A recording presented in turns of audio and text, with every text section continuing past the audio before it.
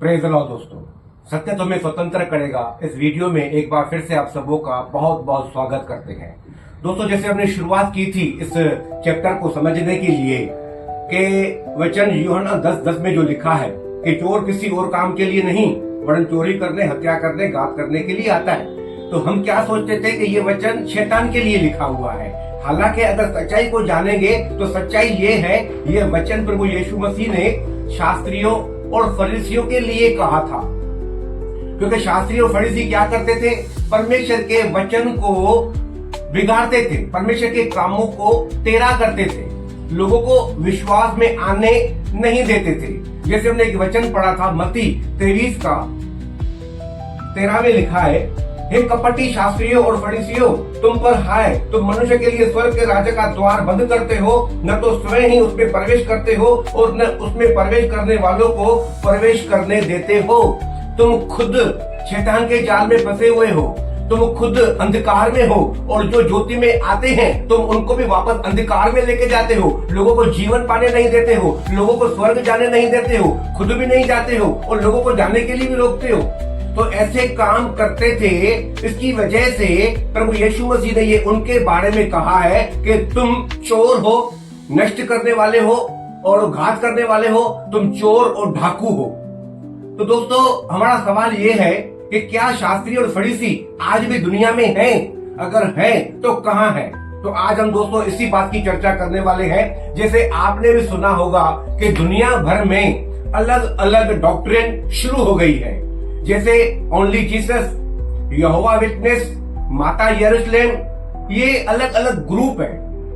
ये अपनी अपनी कलीसियाएं खोल के बैठे हैं हर जगह पर और उन लोगों को गुमराह करते हैं जो सत्य के मार्गों पर चलते हैं, उनको सत्य के मार्ग से भटकाने का काम करते हैं। ये शास्त्रियों और फरीसियों की आत्माएं हैं जो इन डॉक्ट्रिन में काम करती है और ये पिता और पुत्र और पवित्र आत्मा को नहीं मानते हैं। और हमने जो सीखा है, जो सच्चाई है, जो बाइबल का वचन कहता है, वह पिता, पुत्र, पवित्र आत्मा त्रिएक एक परमेश्वर है जो हम सबके ऊपर है, हमारे बीच में है और हमारे अंदर है। परमेश्वर एक ही है लेकिन 3 प्रकार के पिता, पुत्र, पवित्र आत्मा।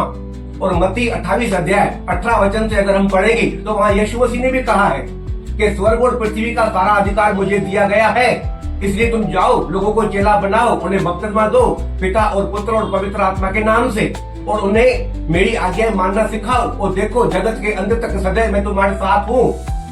तो हमें पिता, पुत्र और पवित्र आत्मा के नाम से बपतिस्मा लेना है, पिता, पुत्र, पवित्र आत्मा के नाम पर विश्वास करना है। ये ही वचन की सच्चाई है। लेकिन ये वचन की सच्चाई पर लोगों को चलने नहीं देते थे। ये परमेश्वर के वचन को टालने के लिए अपनी परंपराओं को भी बीच में लाते थे। जैसे मूसा की व्यवस्था थी, माता पिता का अगर कोई आदर नहीं करेगा तो वह पत्थर मारकर खत्म कर दिया जाए। ये अपनी परंपरा के अनुसार माता पिता की लोगों को सेवा करने के लिए भी रोकते थे। जो इतनी बड़ी सेवा, इतना बड़ा कानून कि अगर कोई माता पिता का निरादर कर दो उसको पत्थर मारकर खत्म कर दो। ये लोग अपनी परंपराओं को बीच में लाकर उस वचन को भी टाल देते थे और लोगों को ऐसा ही झूठ प्रकार और झूठी बातें सिखाते थे और लोग भरमाए जाते थे। तो दोस्तों, एक वचन जैसे हमने पढ़ा मत्ती 28:18 के स्वर्ग और पृथ्वी का सारा अधिकार मुझे दिया गया है। इस वचन के लिए मैं थोड़ा 2 मिनट के लिए बोलूंगा, हम ध्यान से सुनेंगे। दोस्तों, क्या कहता है प्रभु यीशु मसीह? स्वर्ग और पृथ्वी का सारा अधिकार मुझे दिया गया है। तो दोस्तों, ये हमारे लिए बहुत गुड न्यूज है, खुशखबरी है। जो आपको और मुझे स्वर्ग से चाहिए या पृथ्वी से चाहिए तो हमको प्रभु यीशु मसीह के पास आना पड़ेगा। तो हम मांगेंगे, स्वर्ग की वस्तु वो भी मिलेगी, पृथ्वी की वस्तु वो भी मिलेगी, क्योंकि स्वर्ग और पृथ्वी का सारा अधिकार किसी दूसरे के पास नहीं है, केवल प्रभु यीशु मसीह के पास है। और ये शास्त्री और फरीसी मूसा की बातों पर भरोसा करते थे और कहते थे कि मूसा से परमेश्वर ने बातें की और मूसा ने हमको 40 सालों तक स्वर्ग से बना खिलाया। लेकिन ये सब उल्टे मटके थे।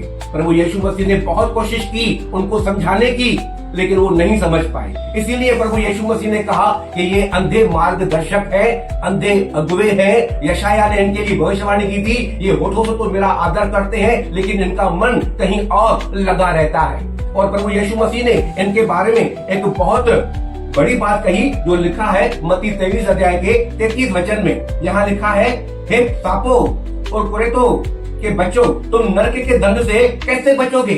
क्लियर शास्त्रियों फरीसियों को मत्ती 23 अध्याय में कई बार हाय कहा है और कहा है तुम, हे सांपों, तुम नरक के दंड से कैसे बचोगे।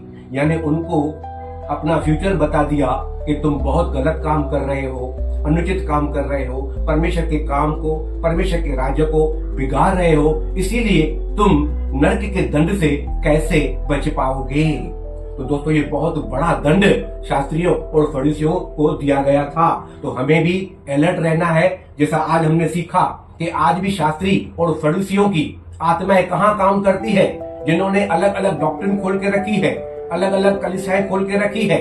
वो पिता पुत्र पवित्र आत्मा को नहीं मानते हैं, लोगों को भरमाते हैं, लोगों को वचन पर चलने नहीं देते हैं, खुद भी नहीं चलते हैं। तो वहां पर शास्त्रियों और फरीसियों की आत्माएं काम कर रही है। उनको भी बहुत बड़ा दंड मिलेगा जिन लोगों ने अलग डॉक्ट्रिन चालू की है।